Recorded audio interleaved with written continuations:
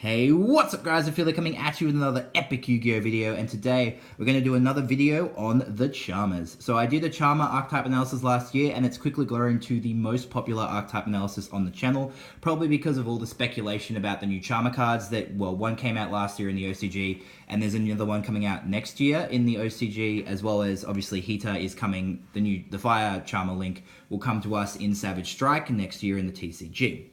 So this video, rather than being a full-on deck profile, we're going to talk about the two new Charmer cards, as well as potential for the future, as well as some of the cards that you might want to run in your Charmer deck. Again, all down to personal preference. There's lots of different ways that you can approach a Charmer deck. You can kind of focus on one specific Charmer, which isn't great, but it could work. Like, I am considering trying to build a deck just around Win.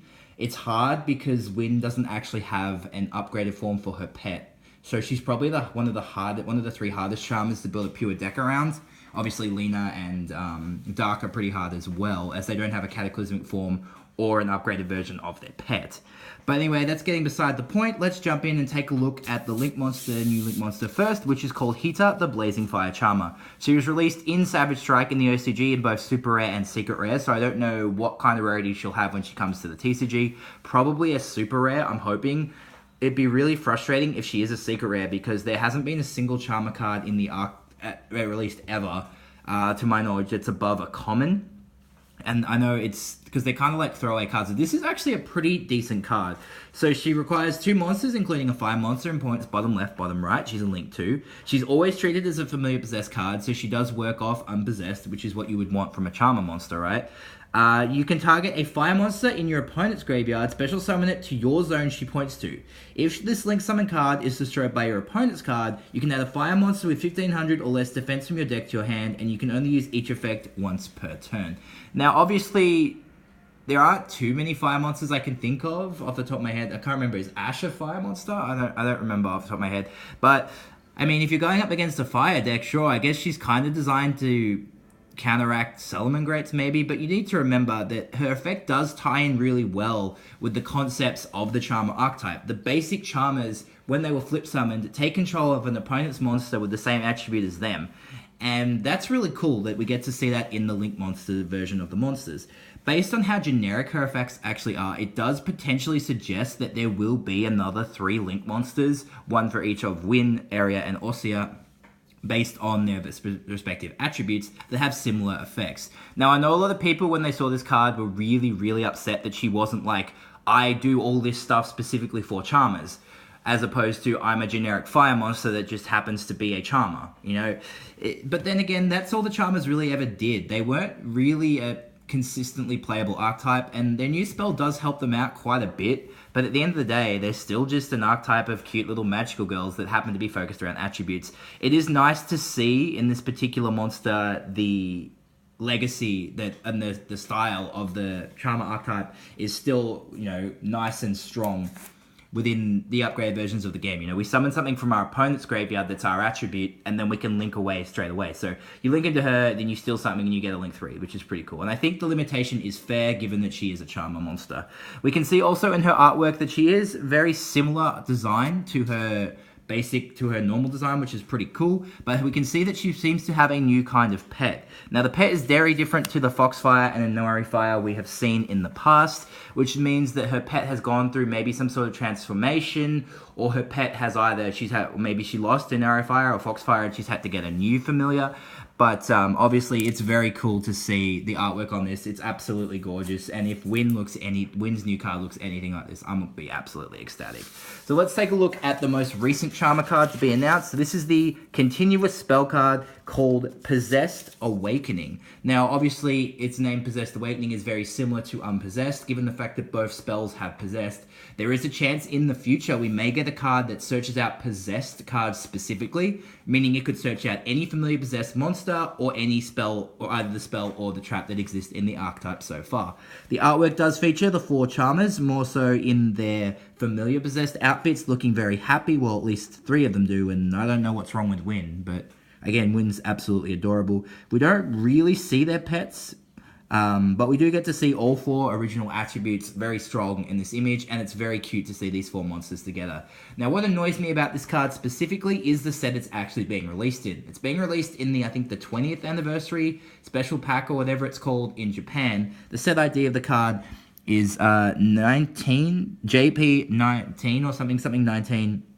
But it's the new anniversary set that's coming out next year in Japan. It's being released as a super rare. So the chance of this card coming to the TCG is kind of, well, probably never unless it's a jump promo. But I definitely can't see this card being a jump promo. It's a very, very specific card that you can tell is designed for Charmers. Konami probably still knows how much the community loves the Charmers, and this is an incredibly good card for them.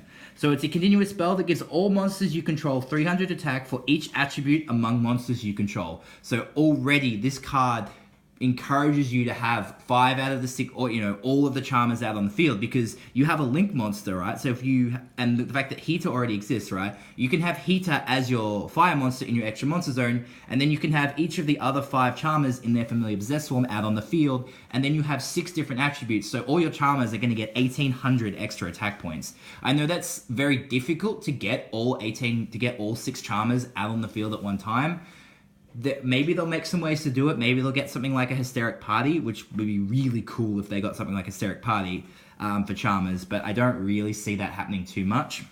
But I think it would be really cool if we got it. The second effect is Familiar Charmer and Familiar Possessed monsters you control cannot be destroyed by card effects. Now, this is actually very nice. Gives us some nice protection and helps us deal with the negative, the main downside of their only other real support card, Unpossessed. Now, Unpossessed is a really cool card that gives us floating, but offered us absolutely no protection in terms of card effects or by battle destruction. It plussed us if our monster was destroyed by battle, but now we have protection from destruction by card effects, which is very nice. What's next fact about the card is if a spellcaster monster whose attack is 1850 is normal or special summoned to our side of the field, we get to draw a card. Now, this effect can only be used once per turn. But what makes this effect really powerful is it specifically lists 1850. It doesn't specifically list a Charmer monster or a familiar possessed Charmer monster. So again, this kind of further, insinuates the combination or the synergy between the Fairy Tale archetype and the Charmers, because Luna, being 1850, is able to search out every single member of the familiar possessed archetype, given that they all have 1850 attack, as well as the Fairy Tales. And her ability to kind of, neg monsters on the field, or force your opponent to discard extra versions of it and bounce herself back to hand, is actually really good for Charmers, because the Charmers themselves, considering you're playing a familiar possessed deck, they're all just level 4 beat sticks. So overall, this card is actually very, very good for Charmers. The fact you can only get the draw once per turn, but that's alright, and I don't believe it says either player. I believe you can use this effect in your opponent's turn. If I'm wrong about that, let me know below. But artwork-wise, this card is absolutely gorgeous. The Charmers have some of the best artwork in Yu-Gi-Oh!, and I'm so happy that they got a new support card. And because this was released in an anniversary pack, it doesn't look like we're going to get any new Charmer support anytime soon. But maybe one day we'll start getting some more cards, and that's why I'm doing this video now, to kind of show you guys that the Charmer deck is possible to be built. It's not great, but cards like this really do help us in believing in the dream of making a Charmer deck. So now we're going to go take a look at some of the cards that you definitely want to run in your Charmer deck. So obviously, you definitely want to play a Familiar Possessed focus deck. You do not want to play the base Charmers, even though the new support does actually, Unpossessed and Possessed Awakening do actually work with normal Charmers. You do not want to run them. You want to be running at least 2 copies of all Charmers except Lena in your deck at all times. You want to be able to get all 6 attributes. You want to have all 6 attributes at your disposal whenever you want, because Unpossessed floats through them all. You're only running 1 copy of Lena, as much as I love Lena, but you are going to be running the Fairy Tales, and you're going to be running at least 2 to 3 copies of Fairy Tale Luna, and she is a light attribute, so you only really need Lena. You don't even really need Lena in the deck specifically, up until the fact that you don't really need Lena in the deck at all, but I feel like you do need to run her if you're running a Charmer deck, because you need to run at least 1 of each of them, because otherwise what's the point, right? So obviously you're running each of those, and you're going to be running 3 copies of the new continuous spell, obviously, because it's ridiculously good for them, as well as that you're also going to be, without a doubt, running 3 copies of Unpossessed as your trap, because that's the only real support you have for your archetype. Because Charmers aren't really an archetype that you want to be playing as an archetype, but I think Konami realized that we all want to do that, so they are slowly making more support over the years. But it's been a long time since Unpossessed came out. I mean, Unpossessed came out in Secret Forces, so that's, I think it's Secret Forces. That's a really, really old set. So you're going to be running 2 to 3 copies of Lena in your deck, obviously, because she can search out any of the Charmers, and that's why you're only running 1 copy of Lena. So if you need, you want to get, and it's like dealer's choice, like whatever Charmer do you want to summon, do you want in your hand, she can go get it for you. She can also go get herself, which is really handy, and she does have that effect that deals with the bouncing. You can run Rella in your deck as well, because Rella is a very underappreciated fairy tale. I mean, I don't really see too many people messing around with Fairy Tale Rella or Fairy Tale Sleeper. It's really just Snow and Luna that get abused. But Rella does have the ability to equip spells from your deck. And spellcasters do have a really cool draw spell, which is Wonderwand. So you can go ahead and discard any spell card you've got in your hand that's bricked. So if you've got 2 copies of your continuous spell, or you've got a 2nd copy of your field spell, blah, blah, blah, or, other brick spells, you can always ditch that to equip Wonderwand to Rella, and then straight away you have your draw 2 cards if you need it. I mean, it's more of a personal tech choice. You don't have to run it. It does kind of clog up your monsters. But, yeah, she does give you, it's an easy way to get Wonderwand and an easy way to draw 2 cards or get 2 cards out of your deck. But it is you do kind of break even. It's not really a plus. So, it's personally up to you. That's a personal tech choice.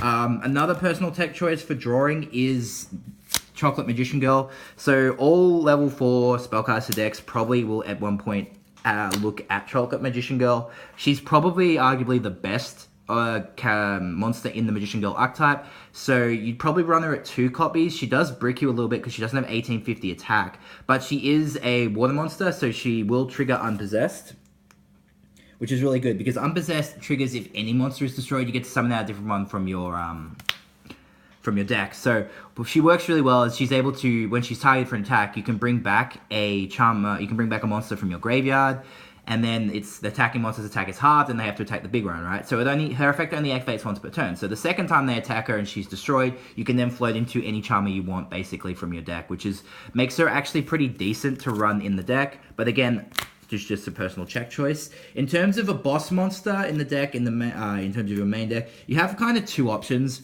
Best choices, you have a Blizzard Princess and Dark Magician of Chaos. Now, Blizzard Princess is a card you guys probably haven't seen unless you play Duel Links. She's really good in Duel Links. So she can be summoned by an attack position by tributing 1 spellcaster type monster. So really, really easy. You just have to trade in 1 monster from your deck. So after your Unpossessed triggers, you have a spellcaster to tribute for her straight away. When she's on the field, after she's normal summoned, your opponent cannot activate spell traps for the rest of the turn. So you lock them down, which is really, really good, especially if you have cards like Double Summon in your hand, or Arrive Arrivals, or you've got Magician's Circle set down. She's really good at locking out the opponent, so you can just go full on for your OTK, which is really nice. She doesn't have 1850 attack, which is a bit of an issue in terms of the deck loving 1850 attack point monsters, but she is a spellcaster, so you definitely might want to consider running her in your deck. D-Mark is also another great choice to run in your deck, because if he survives, obviously you can salvage a spell card. So if your opponent's blown up your Secret Village, if they've blown up your continuous spell, which of course is very crucial to the deck, you can go ahead, or even you want to get Wonder Woman back, you can always get him back. Now, he is difficult to summon on his own, because he does require 2 tributes, and we don't run Dark Magician, but there is Dark Renewal, and Dark Renewal just says send any spellcaster you control, but the problem with the card is you do have to target, and there is a lot of targeting protection out there, but then again, it's completely up to you. This is just another personal check choice. Getting D-Mark out with Dark Renewal is really easy. You just have to send a spellcaster. You don't have to send a dark spellcaster. So obviously Renewal and D-Mark are decent choices for your deck as well. You could run D-Mark at 1 or 2, but if you are going to run him, you definitely want to run Renewal. It's a decent troll removal card for your opponent's like smaller level monsters. Like if they've got a monster that they need to complete their play, or even hitting their link monsters is also really good. If they have, they're trying to link climb, you can go hit their lower level link, and then they kind of just like, what? So that's pretty cool. In terms of spells, you can play, obviously, I've talked about this before, Magician's Left Hand and Secret Village of the Spellcasters work really well together in this particular deck. Spellcast Secret Village obviously shuts them out of spells, and if you have Left Hand, you're negating the first trap they play each turn. So obviously, you definitely want to be running these cards in your deck because your monsters are quite weak, and these can shut your opponent down pretty easily.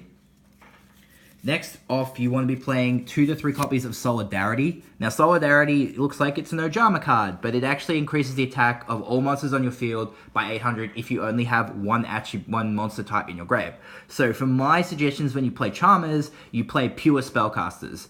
Because of that, basically your 1850 Charmer beaters, which obviously get 800 when they attack from Unpossessed, get an extra 800 from Solidarity, so they go from being a 1850 beat stick before battle phase to a 3450 beat stick when they attack. And obviously the idea of the Charmer deck is to spam out as many of them as you can and do one big swing. So Solidarity is very powerful in this deck, and that's why I don't recommend you run Ashes or anything in this deck. You can run Impermanence, obviously, because it's a trap, but you want to keep pure Spellcasters, and that's why I don't run the pets anymore. I don't recommend running the pets because they can brick Solidarity. You want to be running Spellbook Engine, obviously, because it's really good in this deck, because obviously it gives you draws. You don't have to run Blue Boy because this deck does suffer from losing its being a normal summon deck. Blue Boy does take up your normal summon, but if you can cheat a bunch of Spellcasters out on the field, you can always go into the Spellbook link. So obviously, you got Blue Boy as well if you want to run him. You can go into the Spellbook link, and he allows you to play like level 5 or higher Spellcasters for free. So if you do have a Demark chilling in your hand, you can just drop him out on the field, which is pretty cool. You've also got cards like Double Summon, really powerful in this deck, like I said before, spamming out a bunch of spellcasters, spamming out a bunch of monsters as quickly as possible. With that, you have Arrive Arrivals, which is a very, very underrated card that lets you normal summon another monster in the battle phase. And because we're playing spellcasters with less than 2,000 attack, right? Why not run Magician's Circle as well? So you've got all these cards to spam out as many of your Charmers out on the field as possible. Remembering, of course, that this spell, of course, gives you 300 extra attack points for all your Charmers for each attribute you have. So if you've double summoned out 2 of them, if you Arrive Arrivals out a 3rd one, and then you can Magician's Circle out a 4th one, you have at least 4 attributes out on the field already. And if you've bricked with an attribute, you can just ram it, and then Unpossessed will give you another one. So lots of cool ways to abuse cards like this in this deck, and they work so well. You've also got cards that you can run like Magician's Unite. If you really need to beat over something, Magician's Unite can get one of your Charmers to 3,000 attack. And then, of course, the battle phase, it gains an extra 800, so it becomes a 3,800 beat stick, which is pretty powerful. This card is extremely troll to run with a card like Injection Fairy Lily if you want to run her. So she'll obviously get to 6,000 attack, which is pretty disgusting. You're paying 2,000 life points to have a 6k beater for a turn, so that's pretty powerful if you want to run Magician's Unite. But again, that's all down to personal preference. You have cards like, obviously, you could run the Dark Door even if you're really scared about only being able to attack with one monster. I mean, it is a not being able to OTK. You can just drop a Dark Door. It's like, we only attack with one monster each. It is pretty easy to get rid of, so it is more down to personal preference. And if you're worried about taking damage, you definitely want to be running a card like Magician's Defense, so it lets you halve battle damage you take from a battle involving a spellcaster type monster. So with Unpossessed out on the field, your opponent swings into you, your Charmer will die, you'll lose half their life, but you'll still float into another Charmer, which is pretty cool. And then if this is destroyed, you can summon the Charmer back from grave. Now, the issues that running all these cards do have is they do take up a lot of your back row. Meaning, you're playing your Unpossessed and your Possessed Awakening, which are both continuous cards. Then you've got, if you're running Magician's Defense, you've got 3 continuous spells, so it's very hard to get Magician's Circle and all that set as well. And then again, it's all down to personal preference. In terms of your Link monsters, obviously you're going to be running Hita, the Blazing Fire Charmer, because she's a Charmer. She's not super hard to get on the field. You just need 1 Hita and then anything else. So you can always use Hita and something like Effect Veiler, which is definitely something I recommend in this deck as well. She's not the best hand trap, but it is a spellcaster hand trap, so it doesn't really brick you in terms of your Solidarity. But And of course, you're probably going to be running Summon Sorceress because she's a spellcaster. Again, won't brick you. You can run Wee Witch if you want. We are running at least 3 or 4 dark monsters in the deck, or you can. She's kind of like something I wouldn't really recommend going into. If you could, it would be much better to go into something like Heater. Or hopefully if they make the other generic links, like I said before, like, you know, the link for Area, link for Orsia, link for all that, you'll run them as well. But overall, guys, that's just some ideas that I had for a particular Charmer deck. What do you guys think? Do you have any other ideas you think I could add to the deck? Other than, of course, you could also make one around the pets. Do you have a deck list designed specifically around a particular Charmer? I'd love to see it. Let me know in the comments below with your thoughts on this video. If you like this style of video and want to see more potential deck ideas, please let me know in the comments below. Thank you guys so much for watching, and I'll catch you for my next video.